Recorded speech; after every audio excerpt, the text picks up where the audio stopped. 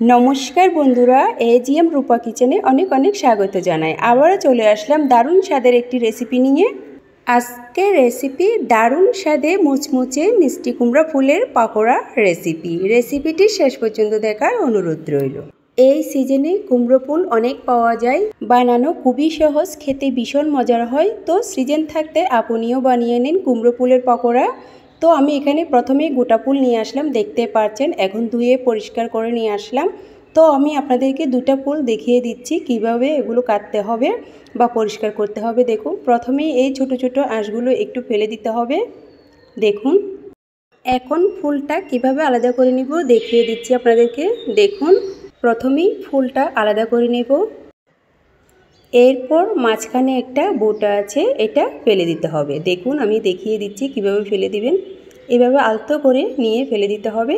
এটা থাকলে পাকোড়া খেতে ভালো লাগবে না। দেখুন, কোনো পোকা আছে কিনা এভাবে একটু পরিষ্কার করে ধুয়ে নেবেন, একটু দেখে নেবেন, তাহলেই হয়ে যাবে।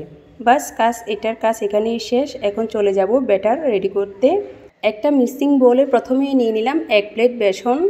এরপর দিয়ে দেব 3 চামচ চালের গুঁড়া।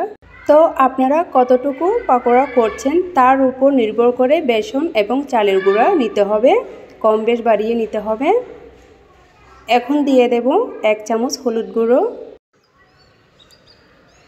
1 চামচ মরিচ গুঁড়ো, 1 চামচ জিরে গুঁড়ো, দিব পরিমাণ মতো লবণ দিয়ে ভালো করে মেখে নেব।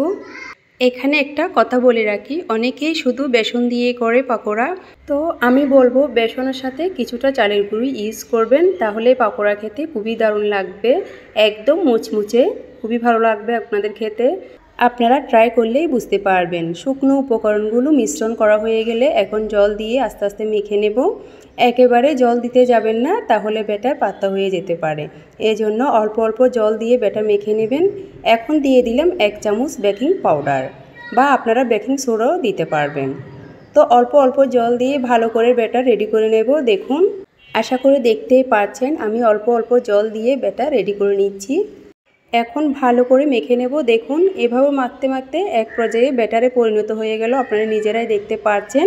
ঠিক ব্যাটারটা এভাবে আসতে হবে, তাহলে আপনার পাকোড়া ভালো আসবে।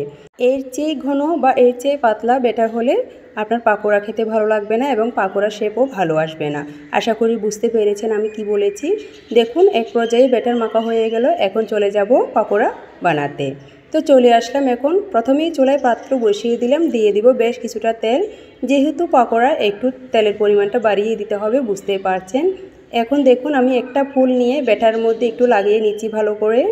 এভাবে ব্যাটার লাগিয়ে নিয়ে একটু হালকা করে নিতে হবে, ব্যাটার বাকি ব্যাটার যা আছে তার জন্য পড়ে যায়। এরপর আলতো করে ছেড়ে দিবেন তেলের মধ্যে। দেখুন, একটু সময় দিয়ে ভাজতে হবে। ঠিক একই নিয়মে আরেকটা ফুল নিয়ে ব্যাটার লাগিয়ে নিচ্ছি, দেখতে পাচ্ছেন। বাকি ব্যাটারগুলো একটু ঝরিয়ে নিয়ে দিয়ে দেব তেলের মাঝে। আশা করি বুঝতে পেরেছেন কিভাবে ফুলের পকোড়া করতে হয়। অবশ্য যারা জানেন তাদের জন্য এটা কিছুই না, বাট যারা জানেন না তাদের জন্য আজকের রেসিপিটি বোঝার খুবই সহজ হবে। পাকোড়া দিয়ে সাথে সাথে উল্টাতে যাবেন না। এক পিঠ হালকা লাল হয়ে আসলে আরেক পিঠ উল্টিয়ে দিবেন এবং চুলার আঁচ লো টু মিডিয়ামে রেখে পাকোড়া ভেজে নিতে হবে। তো প্রথম পাকোড়াগুলো হয়ে গেল, দেখতে পাচ্ছেন, তুলে নিলাম। এখন একই নিয়মে সব পাকোড়াগুলো ভেজে নেব। দেখুন, এই সিজনে প্রচুর কুমড়ো ফুল ফুটে, অনেকেই অনেকভাবে খেয়ে থাকে, অনেকে অনেকভাবে রেসিপি করে থাকে। আজকে আমি পাকোড়া বানিয়ে দেখিয়েছি আপনাদেরকে, বাট আপনাদের কেমন লেগেছে অবশ্যই কমেন্ট বক্সে বলে যাবেন। কমেন্ট করতে একদম ভুলবেন না। অনেকেই কুমড়ো ফুল খেতে চায় না, তো আমি বলবো এভাবে পাকোড়া বানিয়ে দিবেন বা খাবেন, বারবার খেতে ইচ্ছে করবে আপনার। বিশ্বাস না হলে ট্রাই করে দেখতেই পারেন। তো সব পাকোড়াগুলো ভাজা হয়ে গেল, দেখতে পাচ্ছেন। এখন চলে আসলাম পরিবেশনায়। আপনাদের ভিডিওটি ভালো লাগলে ইউটিউব থেকে দেখলে চ্যানেলটি সাবস্ক্রাইব করে দেওয়ার অনুরোধ রইল, ফেসবুক পেজ থেকে দেখলে পেজটি ফলো করে দেওয়ার অনুরোধ রইল। খুবই লোভনীয় হয়েছে, আশা করি খেতে কেমন হবে সেটাও বুঝতে পারছেন। তো আজকে দারুণ স্বাদের মুচমুচি কুমড়ো ফুলের পকোড়া কেমন লেগেছে অবশ্যই কমেন্ট বক্সে বলে যাবেন। রেসিপিটি যদি আপনাদের মন ছুঁয়ে থাকে একটি লাইক, একটি শেয়ার করবেন। এইরকম আরও নিত্য নতুন ভিডিও পেতে আমার চ্যানেলটি লাইক, কমেন্ট, শেয়ার করে পাশে থাকবেন।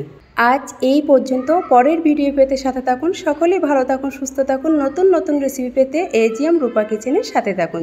সকলকে ধন্যবাদ।